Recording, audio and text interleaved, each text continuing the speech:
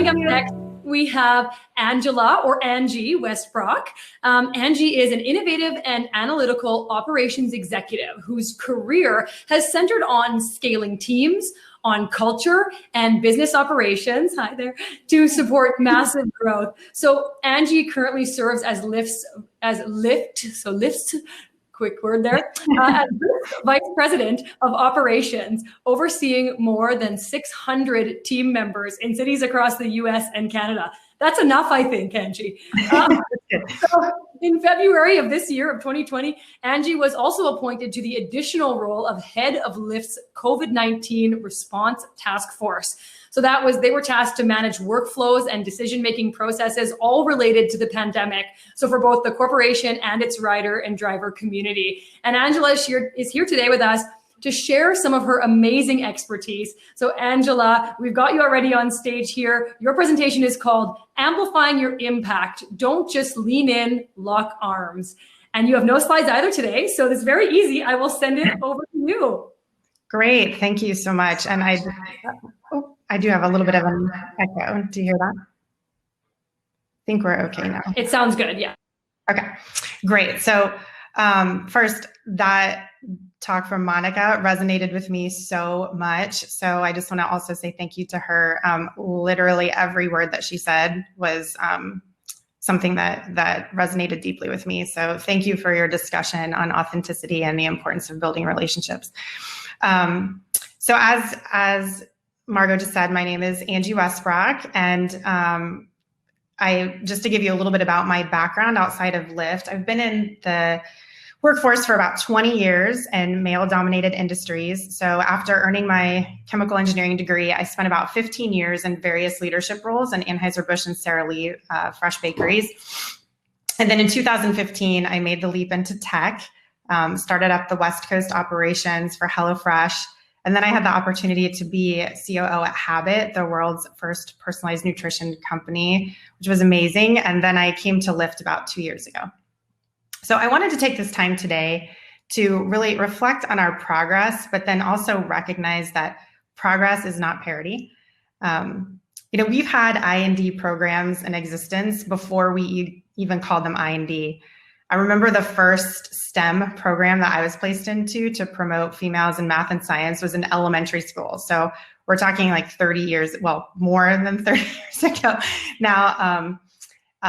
And yet here we are. And since the late 70s, women have been graduating at the same rate or higher than men. And yet here we are in 2020, and only 38 of the Fortune 500 company CEOs are female. So we all know we have a lot more work to do to break through to these senior leadership positions. And what we've been doing is giving us progress, but it's not getting us there. So today I want to just talk about how I'm thinking about it and how we can amplify our impact by not just leaning in, but also locking arms. And so when I think about the diversity challenges that we face specifically in tech, there are 4 areas that I think we should focus on first in the employee life cycle that can drive most change. So these 4 areas are recruiting, comp, retention and development, and then advancement. So first, let's talk about recruiting practices. The tech industry in particular is known for its bias to action. So we move fast and we jump to execution mode. This can lead to rushing to fill positions from our network, or like promoting somebody quickly without posting and considering other talent, and then failing to implement processes that are designed to combat unconscious bias. Our default can be to hire the same profile in the name of culture fit. Too many times when a position opens up, we imagine we need someone just like another superstar, or maybe just like ourselves, in that role in order to get results. But at Lyft, what we talk about is hiring for culture add, not culture fit. And this really means a lot to me. It's about looking across your teams and determining what experience, background, or point of view are you missing, and what do you need to add, and then how do you go and intentionally fill positions in order to bridge that gap. So another issue with recruitment is that roles within tech companies just traditionally have had very exclusive criteria that says that talent must have explicit tech experience, working at like a preferred tech company. We like to use words like top tier, business school preferred. But if you want diversity, you have to allow for diversity in experience. These like long, overly detailed job descriptions often end up like limiting diverse candidates, and those candidates are the ones that have a higher tendency to self-select out. And this can happen with hiring panels too. So if your panels have a lack of diversity, this can be an early signal to candidates that they won't be accepted.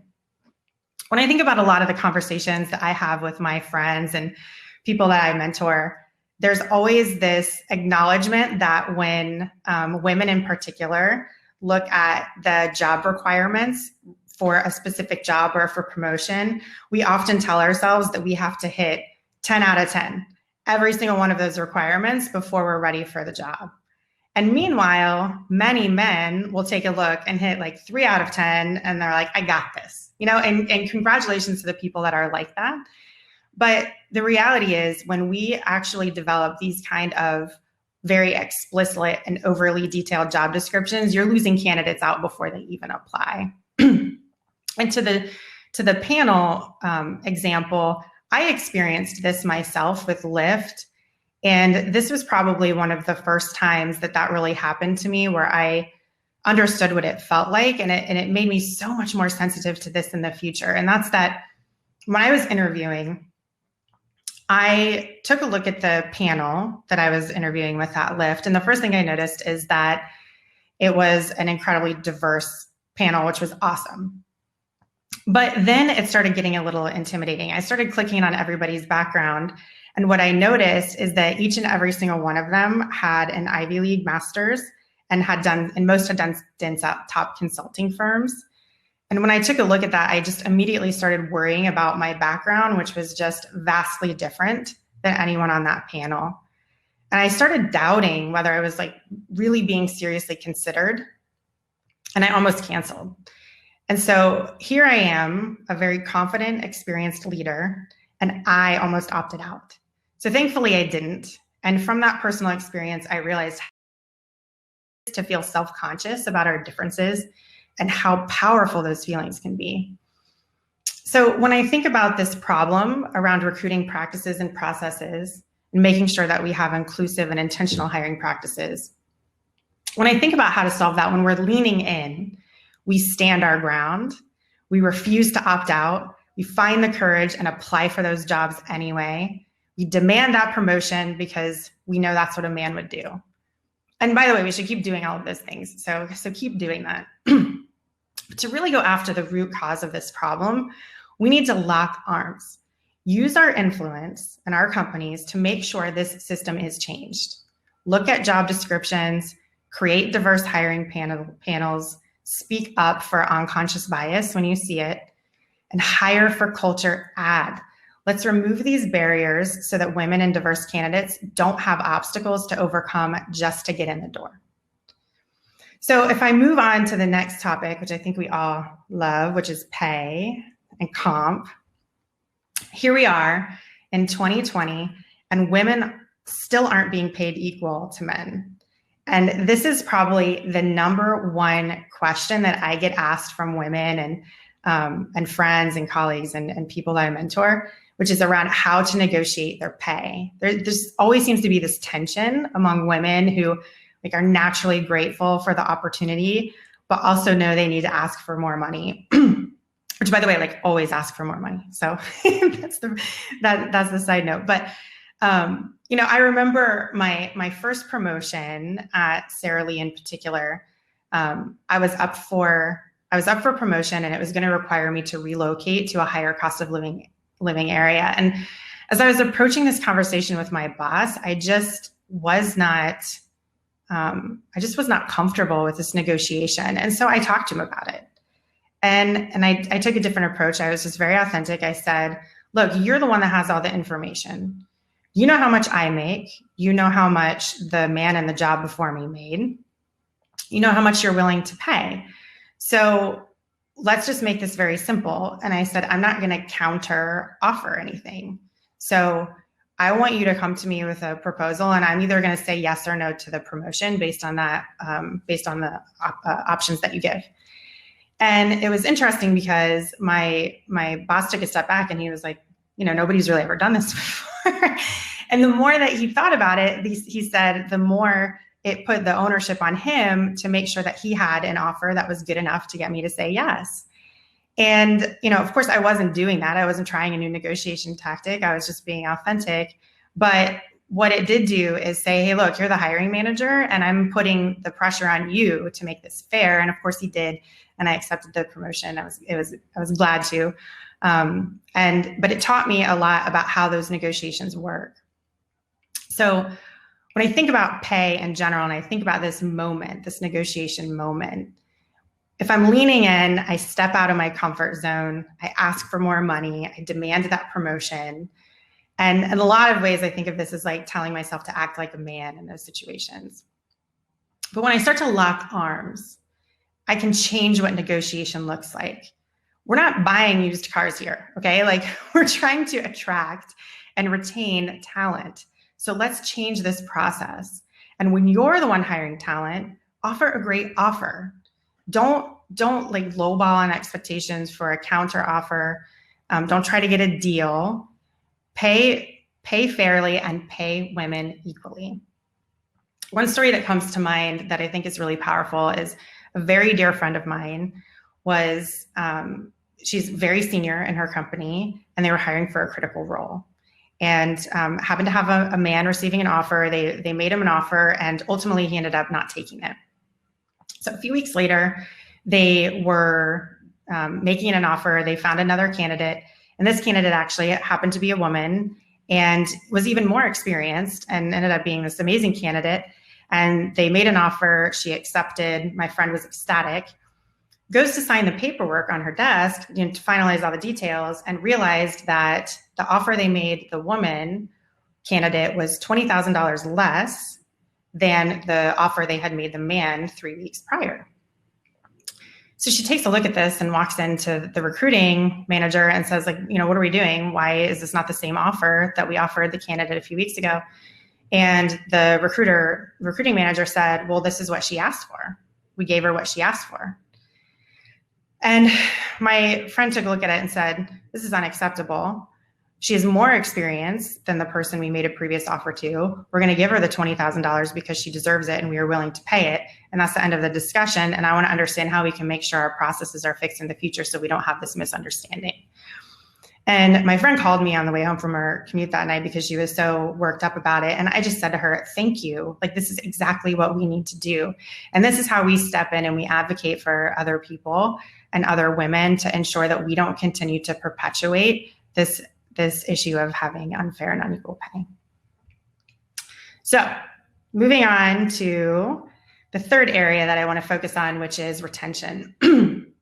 In order to retain top talent and retain diverse talent, we must create a culture of inclusiveness and allow individuals to perform the job in the way that suits them. Focus on results, the what, not the how. One of my biggest points of frustration is when leaders hire diverse candidates and then expect them to conform or assimilate and behave just like everyone else. 20 years ago, when I was entering the workforce, there were still signs of women assimilating to the predominantly male roles. Women in senior positions would even change their appearance, have shorter hair, change their attire or their tone in order to fit in. And I remember once being really bold by wearing a pink golf shirt with my khakis that day. And when I was in a meeting, someone actually sarcastically asked me if it was Easter. And, this was an example of sort of being called out for being different. So this example is just very obvious, and I use it because it's like undeniable, but changing physical appearance to fit in is visible. But this happens with invisible traits too, like communication style, ideas, and perspectives. I see this playing out in tech, particularly through communication style. Once again, like, we move fast, we make fast decisions. We have casual work environments where we are comfortable pushing the envelope on proper etiquette. We'll interrupt, we'll curse, we'll do things. And this can be an intimidating environment and prevent team members from sharing their view or speaking up. If diverse team members don't feel safe to express themselves, they won't be able to make an impact, and they'll eventually just leave and go somewhere where they are valued. So when I think about this problem, not being heard or having your voice muted, when we lean in, we speak up in that meeting. We use our own style in a polite way or whatever way works for you to ask not to be interrupted or to say that you don't want to be spoken over or that you want your voice to be heard. But when we are locking arms, we shut down that behavior for others. So we don't worry about just getting our own seat at the table. We ask others to join us. We make sure that others feel comfortable in joining us. Look around the room, figure out who's not speaking up, engage them, ask questions, and ensure participation. We really have the opportunity here to set the culture and to set the tone. So the final area that I want to discuss is advancement. Not only do we need to recruit, hire, and retain women, we need to promote women. We need to get into those senior positions. So here, we need to move beyond leaning in and advocating for our own advancement and move to locking arms. Transform from mentorship to sponsorship, not just supporting and development and advocating for advancement. This can be done through formal sponsorship programs that you can help set up at your company, or this can be you taking it upon yourself to find a sponsor or make it a point to sponsor other women in the company. This, I think, is the biggest unlock for us as women. We are sometimes criticized or penalized for always saying we instead of I, or for not taking credit for our own successes and overemphasizing the team's accomplishments. But let's not try to change that. These are what great leaders do. And if we look around, we'll find those allies, lock arms with others to raise others up even more than ourselves. And this is how we can truly start amplifying our progress. And the great news is you all are already doing this because you're here. You're supporting women, highlighting women's accomplishments. And this is the perfect expression of how we are more powerful together. So the call to action that I have for this group today is, as you're inspired by all of these incredible women today, at the end of it, sit down and write it down. What are one or two things that you're going to do to lean in and advocate for your own advancement? But then also, how are you going to lock arms? What will be the one or two initiatives that you will personally drive to ensure you're bringing other women along with you? So thank you so much for the time today. I really appreciate the opportunity to talk about this topic that I'm very passionate about. Thank you so much, Angie. And your passion certainly does come across. What a wonderful presentation. Your message is so clear, Angie. I love actually that you have no slides because we can just really engage with you, right? And really feel those stories that you're sharing with us. And your comments on being sensitive to situations after having gone through them yourself, I think that's so important for us to remember, especially as we're all, in leadership roles or moving into those leadership roles. So, and there was a lot of shout outs to your friend for the story of the pay inequality. So good job for her. Yeah, I love her. She's awesome. Yeah, you were sincerely so inspiring, Angie. Thank you for being with us today. I will write down those two things to lean in and lock arms after today. Okay. Great. Thank you so much. Really appreciate being here. Bye. Bye.